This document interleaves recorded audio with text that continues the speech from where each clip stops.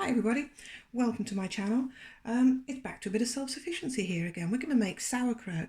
So sauerkraut is fermented cabbage and it's really good because it's full of probiotic goodness, which is really good for your gut bacteria, your guts functioning.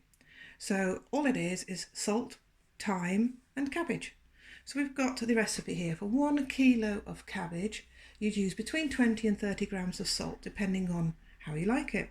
So I've got 357 grams of cabbage here, and I'm going to use about 8 grams of salt. I'm using sea salt, which I've ground up in a pestle and mortar to make it quicker. And here's some I've made before. This is sauerkraut. It's fermented, softened, crunchy, all in one somehow. You can drink some of the juice every day in water to help your gut bacteria, or you can eat it. It's delicious on everything basically. So I'll stop rabbiting on, and first of all I'll start by shredding this cabbage up. So I'm going to cut it in half first, put that to one side, and then very fine, very fine slices. So that's what I'll get on and do. Right, so as you can see, what I've got here is very finely sliced cabbage. That's all. Now you need a large bowl to put it in, because we're going to do some squeezing and massaging with the salt. We need a jar that's going to let it burp or breathe out the gases it emits. That's going to fit in there. Or we could go to the expense of having this gorgeous kiln of fermentation set, and it has a airlock on the top. Excellent, but I don't think I have enough to use that on that today. And also we need the beater upper, or as they call it, the kraut basher. So this is what we use to push and pound the salted cabbage into the jar. So what we're going to do now is get our salt, sprinkle that on, turn it, sprinkle some on, turn it a bit and sprinkle it on. Now what we're going to do is use the salt to massage into it. See, at the moment, can you see there's no juice? So what we're going to use is this salt is going to persuade the juices and the liquid to be freed from the cabbage. It almost makes it sweat. It's not sweat, but it's extracting the moisture, and helping it along is the massaging action that we're doing here.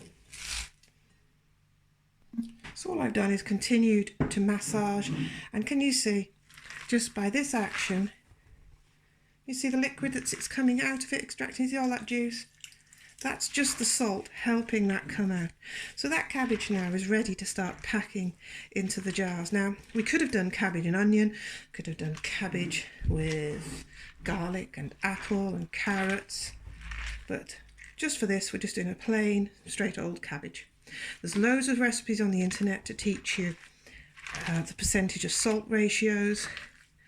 You just Google it and you'll find it. But this is just showing you a way I do it to give you the confidence to do it yourselves. So there we are, it's ready. I'm going to use this here jar. This has already been cleaned and sterilised.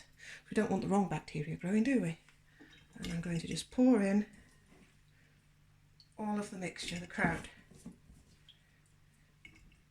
Now this jar is a bit on the large size. I should have had a larger cabbage or a smaller jar, but you get the idea. And it's also going to ferment and create a mess, so it can expand within that huge jar. Got a few bits on the surface there. So the next step now is to use our, use our kraut basher, which we also make on our website. I turn them myself from beautiful woods, and each one's individual, so if you want those, please comment. So all I'm going to do, this is just an old rolling pin, so you can see you don't need anything fancy. And all I'm going to do is push it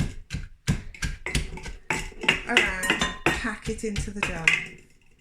Now I honestly think this jar is too big for the job, so I might have to change that. Let's just push that down. I think I'm going to have to go get another jar possibly. Now I'm just pushing that in. And what we want to do is pack all the cabbage below the liquid. And that's what I'm doing now, just pushing it down below the liquid. And I don't know whether you can see. You see the liquid in the bottom? There. So it will extract more and more out of it. More liquid will become present, and that will keep the kraut below the liquid. So that's it, basically. I'll get a better jar.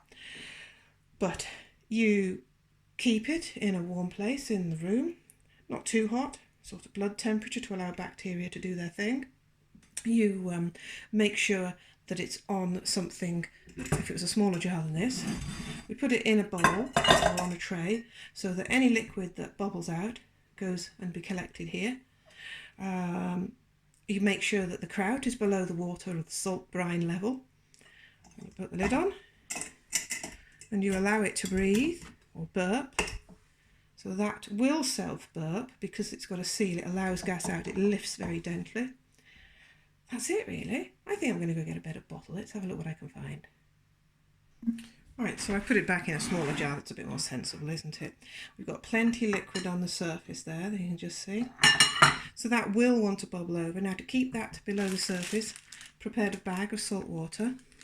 This is just going to sit there. That will now hold the cabbage and the kraut down, let the air escape. Put it that way.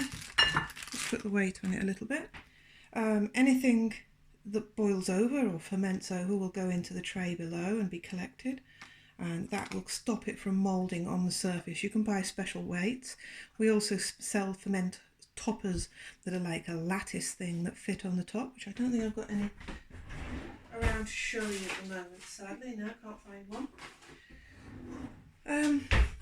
So there you go. Thank you so much for watching. That now is going to stay on the surface and we're going to leave it do its thing, and when we like the taste of it, which might be 3 days or it might be 3 weeks, when we like the taste, we then prevent it from going any further by chilling the bacteria down to the non-active level by putting that in a very cold area or in your fridge.